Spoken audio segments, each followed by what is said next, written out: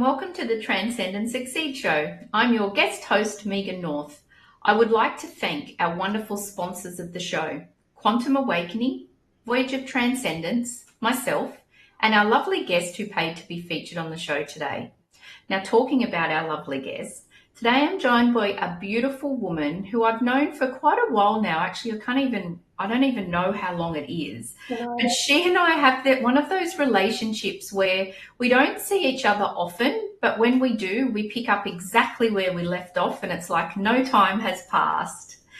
Nikki Lane is the founder of The Change Journey, a transformational program helping women reconnect with themselves and create lives filled with clarity, purpose, and joy. Nikki has guided countless women through major personal breakthroughs, helping them shift from feeling stuck and overwhelmed to confident and inspired. Nikki's work centers around one powerful concept: self-awareness. In a world where so many of us are running on autopilot, feeling disconnected from ourselves and our true desires, Nikki teaches that the key to real change isn't found outside of us. It's really and already within us. Through her book, Oracle Cards, workshops and practical tools, she helps women uncover that inner wisdom and start living with more intention and authenticity. But what's most compelling about Nikki's work is how down-to-earth and approachable it is. She blends intuitive guidance with practical strategies, creating a safe and empowering space for women to explore who they really are beneath the roles they've been playing for many years. So today we will dive deeply into how self-awareness can unlock the clarity and confidence so many of us are searching for. Nikki is going to share why this work is so powerful, how to start reconnecting with yourself, and what small but meaningful steps you can take today to start your own change journey. So welcome to the show, Nikki. I'm so glad that you're joining me today. Thank you. I'm so glad to be here. Excellent. Great. All right. So everything that you do centers around self-awareness. So what does self-awareness really mean, and why is it such a powerful tool for personal transformation? So self-awareness is really and very, very simply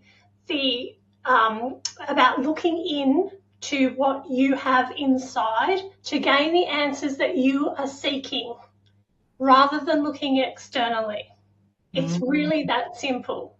Wow. And I like to break it down into 4 key areas.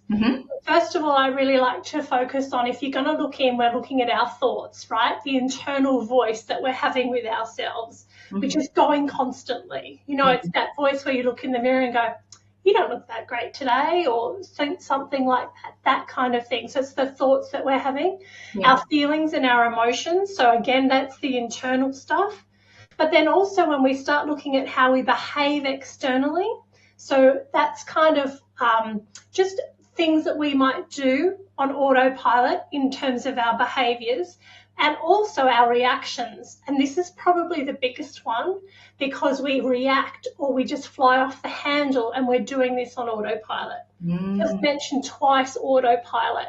And that's because without self-awareness, our thoughts, feelings, emotions and behaviours and our reactions are all coming from our autopilot running, day-to-day running. And that comes from subconscious beliefs and all that kind of stuff. And I'm sure you've had 1,000 people on this show that have talked about subconscious beliefs. Yeah. So all those habitual patterns that we have are just operating day to day. Our self-awareness brings our attention into what we're actually doing and thinking, and that gives us a choice. And that's where the power of self-awareness comes from. Because if you don't actually know what you're doing or thinking or feeling, then you don't have a choice, because you're just running on autopilot. Yeah, that's great. Yeah. So the power comes from the awareness giving you a choice that you can say, I choose to do this behaviour regardless, or actually I'm going to choose to change that behaviour. And One of the things that I talk to my clients about and often share with people is the power of the pause. And so do you think that then that power of the pause would help you too, because you take a moment before you react or respond, so that that pause could help you then to then be going, okay, I'm pausing because I don't want to react yet. I need to look within to help me to respond in a different way? So your pause is actually your self-awareness moment. Right. Oh my gosh. Yep. Okay. Yes. So you're teaching the same kind of thing, but you're saying pause and have a think. I'm just saying pause and bring your attention to the same thing. Yeah. Yeah. And is self-awareness likened to your intuition? Intuition is part of your self-awareness. Mm-hmm. So when I go through the book and I go through workshops and stuff, intuition is part of it, but it is so much broader than that. Self-awareness is more about you, like those four things: your thoughts, your feelings, your emotions, your reactions, and your behaviors. And intuition is part of that. So once you start to bring your self-awareness in, that will allow you to then, and you get better and better at using it, that will allow you to then trust your intuition more. Yeah. Okay. Yep. That makes sense. Packages up into this nice little beautiful package that all relates to each other. Yeah. Okay. Okay. And so I would imagine that when people are on autopilot and they're just reacting and just doing these things because that's what they've always done, or they don't have the time, there's many reasons why. Is that doing that work with you? I could imagine that it'd be quite triggering for people. It'd be, they'd need to get some courage, because when you start to really look within, there's probably some things that people realize about themselves that maybe they don't like. And that would, I imagine, stop people from doing this work. Yeah, it does.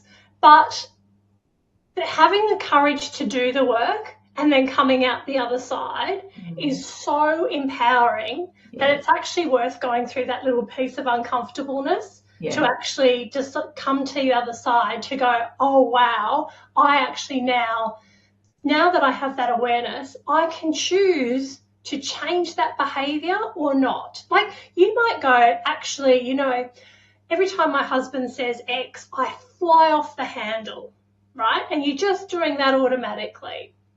Whereas then you bring your attention to it, you might choose to go, well, stuff him. You know what? I'm going to continue flying off the handle at that comment because he deserves it. Yeah. But you are choosing then to do it. So it comes from this more empowered space where you go, no, you know what? I'm going to give it to him today, and I'm going to fly off the handle at him today, rather than you doing it kind of going, I'm not really sure where that came from. You understand where it came from so that you then have that choice. But just to go back to your question about the uncomfortableness and having the courage, the thing I love about the method that I teach to gain more self-awareness, which is just simply journaling, and we can talk more about that, but you're just doing it yourself. You don't have to share that with anybody else. So whatever you find, no matter how confronting, it's just you. So you don't actually have to sit with a therapist or a healer or a counselor or anything like that. Yeah. Those people are amazing once you have some self-awareness, and they can come in and fix things that you can't fix. Yeah. But to gain the self-awareness at the beginning, it's just you. And I go, if you can get the courage up to just share with you and be honest with you, then that's where the power comes in as well. Yeah. Okay. Yeah.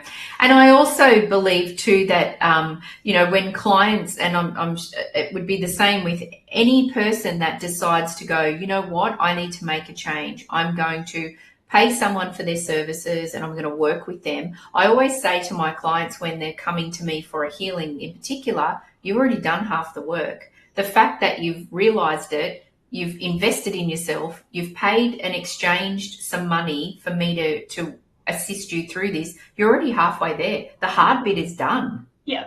because that self-awareness of actually I need to do some work on this is, I think, the biggest thing to have a realization about. And even more, if that person can do journaling and actually get to the crux of the issue. I like to talk about your subconscious beliefs and stuff is a brick wall, right? And when you're doing a healing and you kind of dig in going, what's the worst thing about that? Why is that? Why is that? And it's the same with the journaling. You're kind of going down brick by brick. But when you get to that bottom middle brick and you find that aha moment and go, oh, this is the thing that's holding all this in place, and you pull that out and you heal it and the whole wall comes tumbling down, that's where you get this amazing thing. So for me, like now what I do is I still need the healing part, and I do that with my clients, but for me, I need to go externally because, it's much easier to go to someone else and have them do it.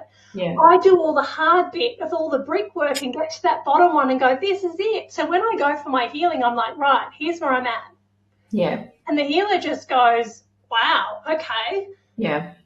Let's get rid of that, shall we? And then they do their deep work to get rid of that, and then the whole wall comes tumbling down. But I've actually done 90% of it. Yeah. Yeah. Wow. Just on your own with a piece of paper and a pen. Like, it's free,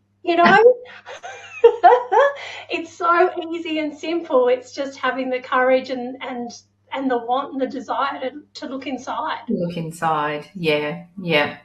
So we will talk about the journaling a little bit later, but can you share with us, puppy dog? Can you share with us, was there something that happened in your life that inspired you to create the change journey? Yeah. So 20 years ago, I was living a great life. I was married. I had 2 boys, but I wasn't happy. Shh, Charlie. Sorry. And I just thought that was my lot in life. I thought, well, there are people worse off than you, just stick it out. You don't, this is your bed, you made it, you decided to get married and you wanted to have kids and all that stuff. So you just live a life that you think that you have to because that's what life tells you to do. Yeah. But actually, I just had this moment where I was like, actually, I'm only 34 years old and I have got a whole lifetime ahead of me. And this isn't actually what I dreamed my life would be. So for whatever I found, whatever strength I found inside me, I left my husband, became a single mum. I had 2 boys. They were 5 and 3 back then. And I basically just went on a self-discovery journey to really understand who was I and what did I want to do. And I went down a spiritual path, which took me to Theta Healing, which is where we met, and I did so many other healings. But what I always kept coming back to was the healing modalities where I had awareness, where I had that insight around what needed to change and what changed. They were the most powerful for me. And so then I was just, living my life. I got remarried. I was doing all this, living a great life. Like, honestly, I've found my perfect life now. The kids have grown up.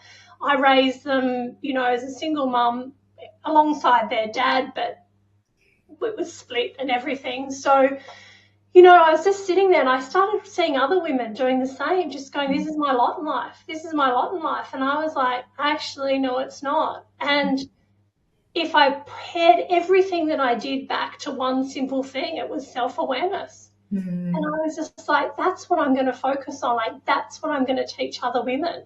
And so I wrote my book mostly to just get it out, like to get my story out, but also to say, actually, you don't have to put up with this, It's going from the have to the choose to. So when we're living our lives with I have to, I made these choices, I have to lie in my bed, I've made these decisions. Actually, no, you can choose to change that. Yeah. Yeah. And that's kind of how I became so interested in self-awareness and helping other women, because it was just so easy and simple. It's not an easy and simple journey. I'm not saying leaving your husband is a simple journey. Yeah. Saying that the self-awareness part is a really simple way to start to look at, if you're not happy with your life, what can you do about it? Yeah. Yeah. And so was it through the process that you went through when you were going through all of this that you started to become self-aware and were you having aha moments of yourself and of your life thinking, oh, I chose that, but I didn't really need to choose that. Why did I choose that? Was that the process? Absolutely. So Right. when I look back on my life now, I had no self-awareness. You know, I dated my first boyfriend because somebody said he likes you. So you go, oh, okay, well, if he likes me, I should go out with him. Aha. You know? And I went to business college because I didn't know what I wanted to do. My mum said, well, go and become a secretary. Yeah.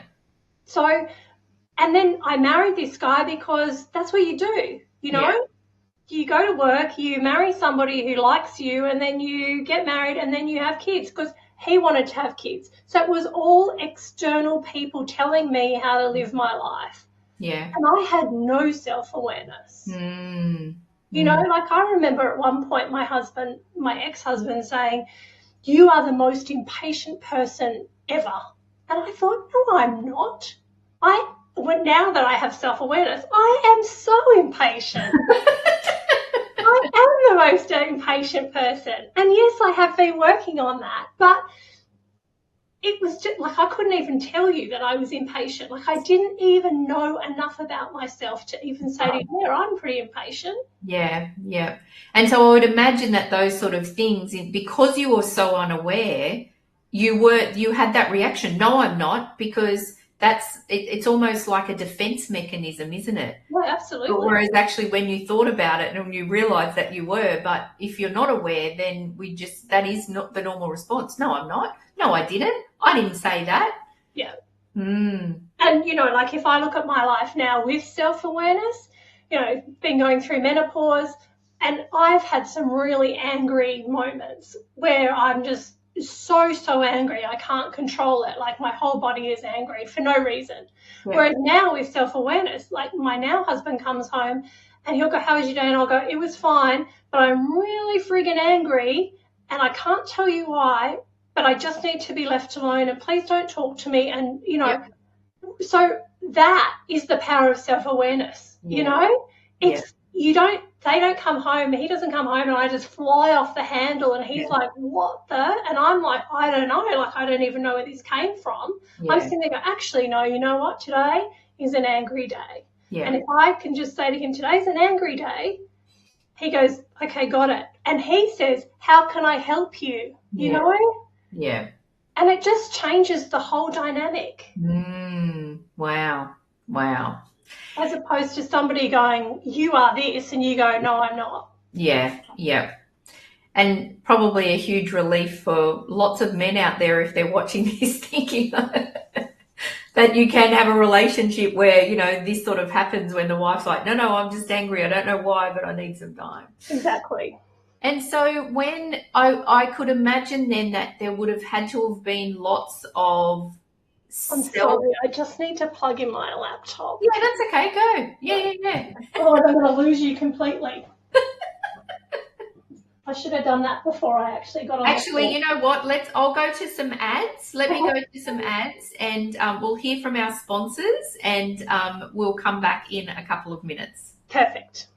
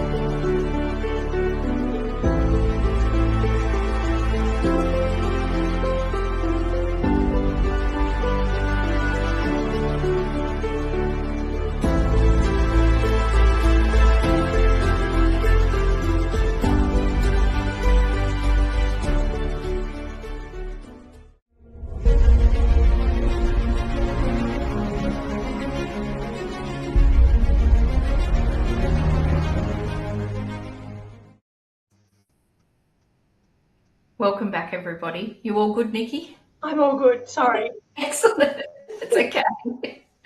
That's fine. That's fine. So yeah, technical issues, right? And we do need you plugged in. So yes. I should have had more awareness before I jumped on the call to actually plug my laptop in. Oh, that's funny.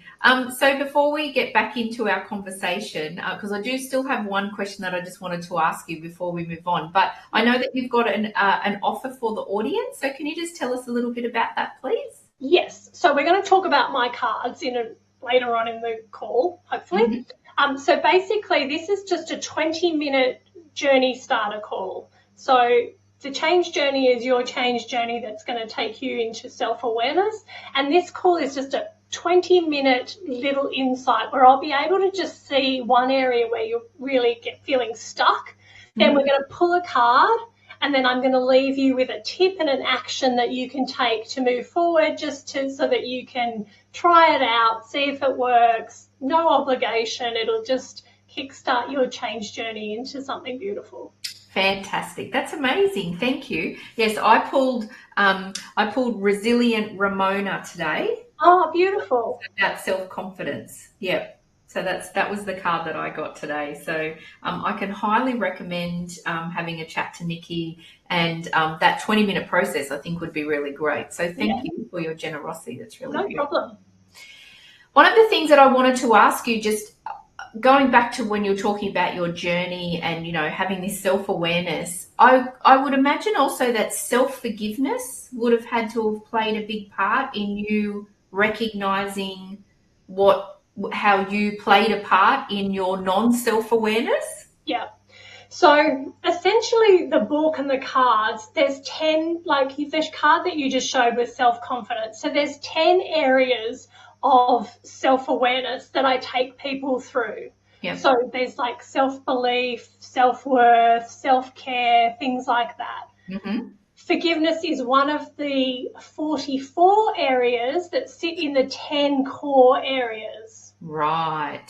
So let me explain about the cards, because it's so much more than a card. Yes. It's actually a concept of something that you want to work towards. Yes. So forgiveness is one of those things. And I thought if I could quickly find forgiveness, I might be able to show you, but she might be already...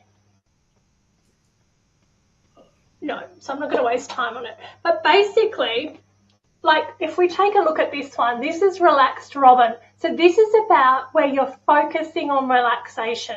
So people that are driving themselves crazy, working 9 to 5, well, not 9 to 5, but 7 till 7 and having no time, or Trusting Tracy, where it's all about increasing your self-trust, right? Mm-hmm.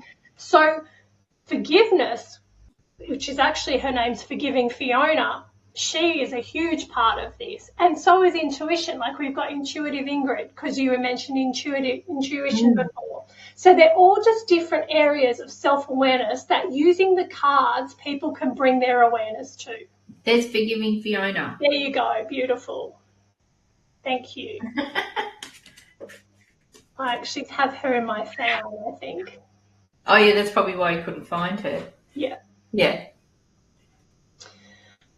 So that's where, so yes, when you say, does this come into it? Yes, there's 44 areas that you can cover using the cards. And the reason that the cards work is because if I said to you, just go out and be self-aware now, you go, right, well, where do I start and how does that even work?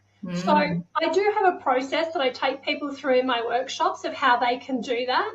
But one of the easiest ways to do it is by using the cards, right? Mm-hmm. So each day you pull a card, and if you pull up Accepting Alice, then today your self-awareness is on acceptance. How does that come into my life today? And what do I need to change? Do I need to be more accepting? Maybe I'm too accepting, It's not always the negative. Yeah. And that's a really good point that I want to mention is self-awareness isn't about looking at all the bad stuff. Yeah. Right? Self-awareness is seeing all the areas of your life that you are totally rocking it and you aren't acknowledging or giving yourself praise or acknowledgement or, so one of the cards is Proud Pearl. Yeah. Proud of today that you've actually achieved. Yeah. Because when we're achieving, it's in areas that comes easy to us. Yeah. So we don't acknowledge it as a skill. It's just, but that's what I do. Yes, but it's amazing. And as women, we don't do that. Yeah. Self-awareness is not just what can I change to be better. It's let me see how great I am as well. Because you will be. And it's interesting because I often ask my guests when I read out their bio, how does it make you feel when you hear me say that?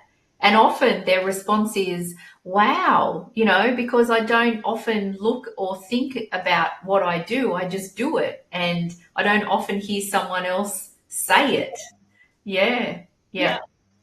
And so how does the journaling then, so how does that tie into this? And also, why is the journaling so powerful? Okay, so let's talk about why the journaling is so powerful for Yep. Basically because this is different journaling to maybe what people might be doing. So everybody's heard of gratitude journals. You get to the end of the day and you say, what am I grateful for? And even if you can't think of anything, you talk about the weather and stuff like that, right? This is deeper, intense journaling where I call it ask and answer. So you're asking yourself a question and you're allowing the answer to flow. So the journaling method that I have is basically really intuitive. It's not intuitive. It's about allowing your inner voice, your higher self, your guidance, whatever you want to call that, and it's totally different for everybody. How can you tap into that? And to tap into that is asking a question and then just flowing, allowing the pen on the paper to flow. You can do it on a computer or on a phone or something, but I find that the pen to paper is so much more powerful. And you just let an answer flow. So if you're struggling with some area of your life, then you could say, why is this happening to me? And you let the pen go. And you don't think about the answer. You don't even take note of what you're writing. You just allow it to flow. And when that stops, you ask another question. And the questions that you ask are, like why, how, what, how come? What can I do about that? Like you're actually asking open-ended questions so that you're getting these flowing answers. And you're not actually taking note of the answers. Then when you feel like you're all done, you go back and read over it. And just like then you said that when you're reading somebody's bio and they go, oh, I've never heard it from somebody else, you'll read that stuff on a piece of paper and go, oh my God, I didn't know that. Or I can't believe that came out. Yeah. And like I've been doing this for like 15, 20 years. Sometimes when I write, I read back over it and go, that doesn't even sound like me. Like it's speaking in a whole different tone. Sometimes I get really old world English come through. Wow. And you just go, okay, like that is definitely a higher person talking to me and giving me my answers. Like my really deep inner soul is giving me answers. Yeah. That takes time and practice. Like this takes time and practice. This isn't, people sit there and go, yeah, but I know all that. Keep going, go deeper, because again, it's having that courage to allow the deepness. Because you're really then tuning into your subconscious, aren't you? Because you're not thinking about it then, so then that starts to flow. And I also heard this week too that someone said that when you're writing, like physically writing with a pen, there's something that it does to you neurologically as opposed to typing. So, you mightn't have as much of aha moments or deep subconscious, I guess, output if you're typing it as opposed to if you're writing it. Yeah. And the biggest thing is don't think about it. If a sentence doesn't make sense, just leave it. If there's a spelling error, just leave it. Like it's not about writing and having it perfect. It's just about letting it flow and seeing what comes out. Yeah. Yeah. And then do you have a process, like is there a period of time, or is there like a, like is there a burning of journals or anything like that? Like what do you do with that information? Is there a period of time you let it go? No, I don't do a burning of journals. What I do, Charlie, what I do is I suggest to people that they have 2 journals.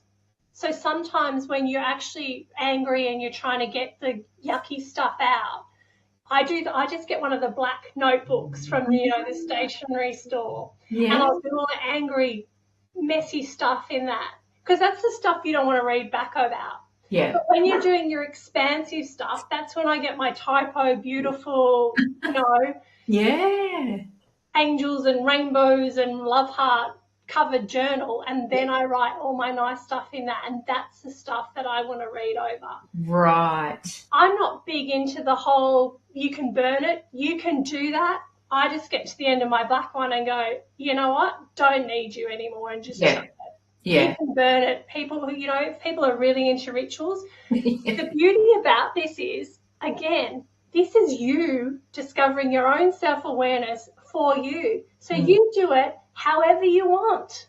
If a ritual is amazing for you, then you do the ritual. If it's not worth it working for you, don't do it. And it's also not, this is you sit down at the end of every day and, journal. That's not about that. If you're feeling stuck, you journal. If you're feeling in the flow and you don't feel like journaling, don't journal. Yeah. It's a tool for you to go, I'm feeling like crap or stuck. How can I get through this bit? Yeah. What guidance do I need to get through this? What do I need to know? Why am I feeling like this? What can I do about it? Yeah. Yeah. And you'll get these amazing insights that then give you this choice to go, actually, I'm going to do that about that, or I'm not.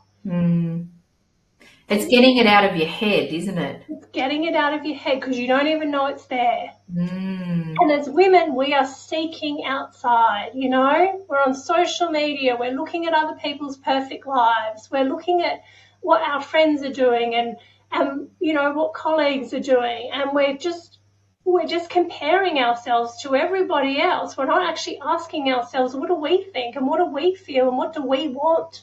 Yeah. Yeah. Yeah.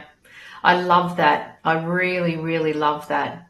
Lots of reflection, I think, on my behalf, and I suspect that the whole audience watching this as well. I suspect everyone's sitting there like, there's a lot to reflect on. Yeah.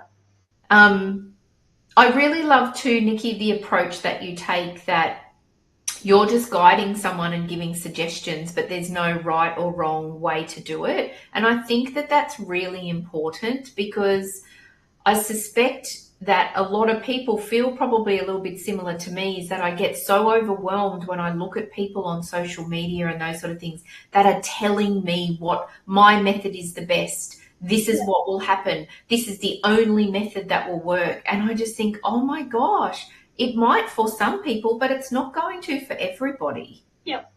And so I love that approach that you have, that you're just really guiding people, but however they tackle it and however they want to use it is really up to them. And I see women in my workshops, where I'm like, okay, so we're going to journal on this, but we're going to write about this. And they go, well, should I write one thing or 2 things or 3 things? Or, and they go, and it's all this should. What should I do? And you go, you choose. What do you feel like doing? What does it feel like in your heart that you should do? And that's so foreign for us as women. Yeah. So even the small fact of you can do it however you want is a big thing for women these days, where it's very much, well, but how should I do it? What's the best way to do it? There is no best way, because the best way for me is going to be completely different the best way for you. Yeah. Yeah. Yeah. It's just you and you understanding the inner you. It's just you and you. Yeah, you and you. I love that. My niece says to me sometimes if I've said should a couple of times, she says, oh, Auntie Megan, are you shouldering all over yourself again? Yeah. And I go, oh, yes, I am. Thank you. That's a very good prompt. Yes. Shoulds and have tos, Yeah. And it's all about, and even just changing that word in your language changes the energy of something. You know, even if we have to go to the supermarket because we need food, yes, it's a have to, but you can choose to. And just by saying, I'm going to choose to go to the supermarket today because we need food, changes the whole energy of that. Yeah. Changes the whole energy of that outing and you in that outing. Yeah.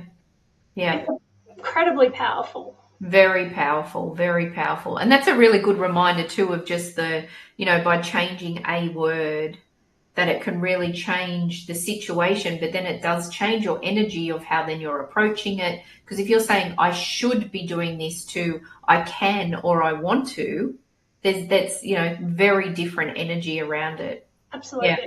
Yeah. And so you often say that change doesn't have to come from trauma, because we do hear a lot about people that work with people with trauma. And I know that some people have said to me, I mean, I feel like myself that I'm quite blessed. I've had a couple of things that have happened to me in my life, but compared to others, I haven't really had a lot of trauma in my life. And so when you say that, change doesn't have to come from trauma, that we have the power to choose change at any time. Can you explain what you mean by that? And I know that we've sort of touched on that, but I want to bring that trauma aspect into it. Yeah. So I always start my workshops with, how many people do you know who have gone through a life-altering illness, accident, something like that, and they have come out of that and gone, no more am I going to do X, Y, and Z. I'm going to change my life for the better. Whatever new path they take, they've chosen that and they start to live their life happier, whatever it is, right? Yeah. So my question is, why are we waiting to have a major life-threatening illness or a really bad car accident where you've spent time in hospital to have this mindset shift where you say, actually, my life was pretty shit, but now that I've had this life-altering moment, I'm going to change it to something else? Yeah. Why are we waiting for that? Yeah. Good question. And I speak to women, and this used to be me, I used to drive my car going, I just want to have an accident. Not a bad one, but I just want to have a week in hospital where I don't have to do anything. And when I say that to women, they go, yep, me too. Yep, me too. Wow, really? You don't want the bad injuries. Yeah. You just want the time out from your life. Wow. When people are thinking like that, I just go, then why are you waiting to change your life? Because you can choose today to say, this is not my lot in life. And just like me, where people are like, yes, but there are people worse off than me. There are people that have got financial difficulties. There are people that are struggling with cancer. There are mothers who have lost babies. My life is not nearly as bad as them. Why should I be the one, why should I be thinking that my life is not good enough? Yeah. But I want to say to you, ladies who are listening, is that if you are feeling like your life isn't fulfilling you right now, don't wait, Don't try and have a car accident so you can change it. You can just choose to change it right this moment. Yeah. I just want to be happier. And that doesn't mean you have to go and leave your husband, and it doesn't mean you have to do all these major things. Yeah. You'll find that the more you change yourself internally, the more everybody else will change around you externally as well. Yeah. I'm here. Yeah. Yeah. Yeah. And I think that's a really good point to make too, because often, and I mean, you and I would know, being theta healers, that we're taught by our guru, our mentor, Mark, that says, don't expect other people to change. It's you doing the work yourself. And I know sometimes I sit there and I think, oh, it's up to me again, but I know that the more work I do, the more my external world changes. Like, it's incredible. Yeah. And it is, and also the other side of it is, then I'm getting the benefit of the change I'm making and the healing that I'm doing and what's changing in me. So then it's like a double-edged sword in a good way, because then the energy shifts, your relationships change, and it flows through. Yeah. Yeah. It's incredible that happens. Yeah, it is. It's really amazing, isn't it? So if someone that's listening feels stuck or unsure about where to start with self-awareness, what's one simple action that they can take today? So I would recommend that they just do the pause, like you said. So just, you know what, take 5 minutes out of your day and just stop and have a check-in with yourself. Don't be judgmental, don't try and blame yourself for everything. Just curiously have a little check-in with yourself, and maybe ask yourself, how am I feeling today? How am I feeling today, right now? What is it that I'm feeling? And then just do some writing and see what comes out. Just give it a little taste tester. Yeah. And that 5 minutes will be like, oh, wow, okay, I actually can tap into myself. Yeah. Yeah. And you'll start to see patterns and insights that you go, oh, I didn't know they were there. Thank you. That's starting small, isn't it? It's also just starting, just doing something as opposed to thinking about it and still feeling stuck. Exactly. Yeah. I like Mike Dooley, who wrote Infinite Possibilities. He's all about baby steps. What's one baby step that you can take today? Self-awareness. You are not going to change your life in a week. You know, it's just going to be little baby steps. And even some of the women that I've done my first, like I call it a basic and an advanced, but my basic self-awareness course, they're still sitting in changing little stuff and having huge results and huge changes. They know the deep stuff is sitting there.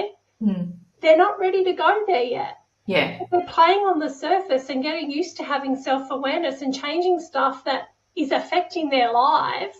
And I'll give you an example, is one of them just spoke up at work and said to her boss, I actually don't like the way you speak to me.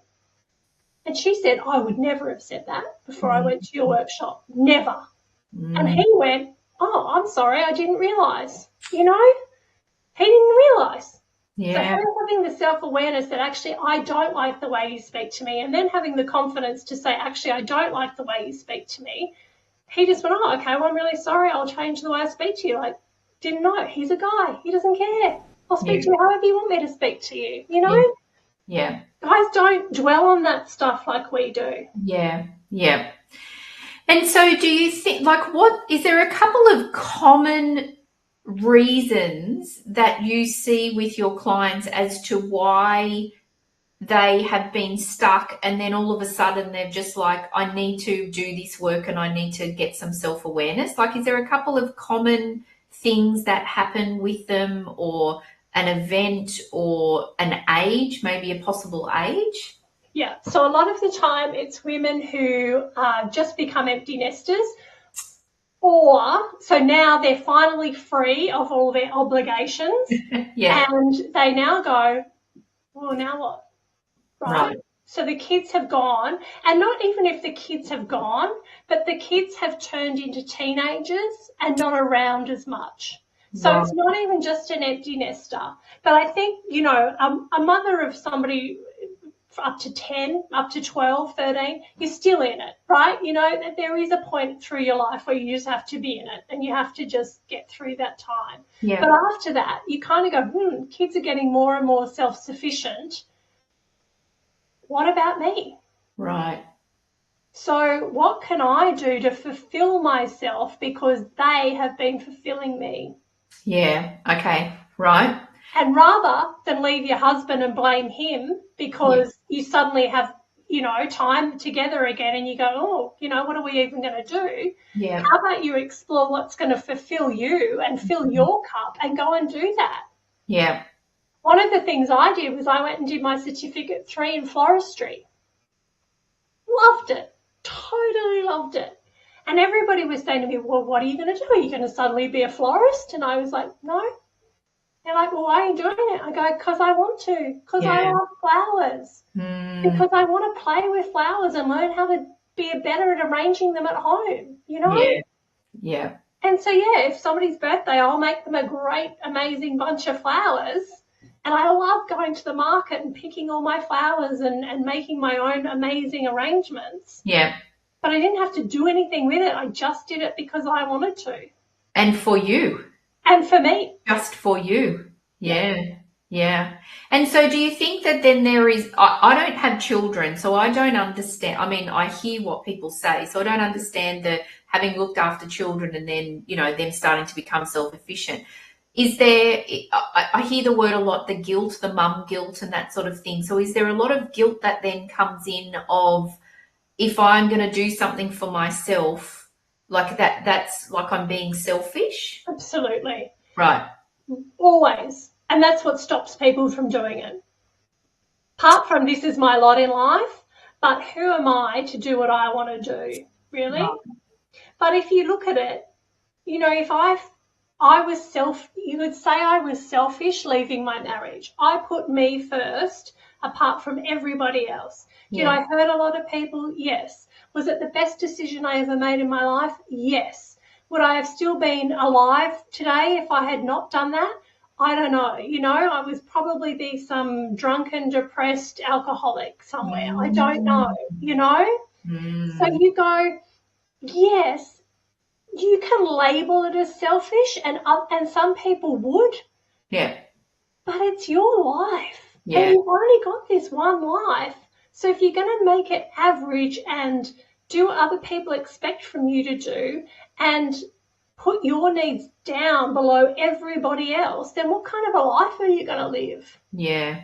And then you can also flip that with the old adage of you have to fill your own cup first so you can look after everybody else, because you can't look after people with an empty cup, you know? Yeah. There's always that.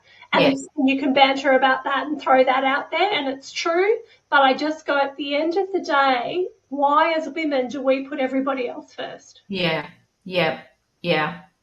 And it's one of the things that I share with people when I'm talking about mental health and well-being and things like that. And I love the distinction between when we're putting boundaries in place. And this is relevant in the sense of, I say, you either have courage or confidence to put boundaries in place. And so the reason I'm bringing up the courage and confidence differentiation is because so for someone who is wanting to make this decision because it's the right thing for them, if you feel like you have to be courageous about it, then I always say, if you have to be courageous, you're worried about the response from others. Whereas if you're confident, you don't really care. Well, you don't, it's not to care. You are okay with what the response is going to be. And so when you can get into that alignment of, I'm confidently going to make these changes, and whatever anybody else says, they say. And I always feel when I teach people, when they're putting boundaries in place, if someone is going to react terribly to you putting that boundary in place, then that's not somebody that you want in your life. Yeah. Because if they can't handle you having boundaries, then you don't want those type of people in your life. And it would be the same with these women doing this work. Absolutely. And those people will self-select in and out of your life. So many people self-selected out of my life when I changed. So many people. And that's totally fine. Yeah. Because, you know, when you actually looked at the relationship you had with those people, it actually wasn't fulfilling you either. You were kind of doing it because you should or have to. Yeah. You weren't choosing to, you know? Yeah. And so, it is. It's about being brave. It's about looking after you. It's about putting you first. Because when you are fulfilled, you'll be happier and more able to achieve so much more. Absolutely. Absolutely. Yeah. So can you believe that we've actually only got a couple of minutes left? Look, honestly, I think we could speak for more and more hours, honestly, as usual. But, you know, everything that we've talked to, I feel like we've kind of scratched the surface of the work that you're doing. Yeah. I'm sitting here going, I could talk about that. I could talk about that. I could talk about that. But that would be like a 3-hour interview, so not a 1 hour. Next time, definitely. Yeah. So I would love for you to share. So I'll ask you the same question that I ask all of my guests. Can you share with us what your favorite quote is and why is it so important to you? Well, you'll know why it's so important to me when I share it, because it's pretty obvious. But my favourite quote is from Glinda at The Good Witch of the Wizard of Oz. And it's, "You always had the power, my dear. You just had to learn it for yourself." Wow. And that gives me goosebumps. Yeah, I just felt that right in my heart. Yeah, absolutely.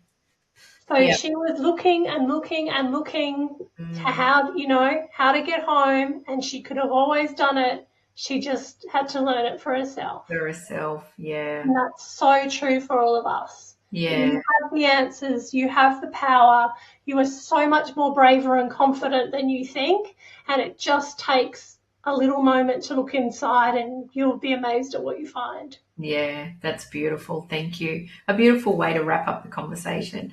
Thank you so much for your generosity and sharing so much with everybody today. I'm really appreciative, and particularly that audience offer. It's fantastic. So thank you for the work that you do, because it's really wonderful. Thank you for having me. You're welcome. And I'd also like to thank all of our amazing and dedicated audience, our supporters, and our sponsors. And I hope that you all have an amazing and beautiful weekend. And I look forward to seeing you all next week. Thank you again, Nikki. Bye.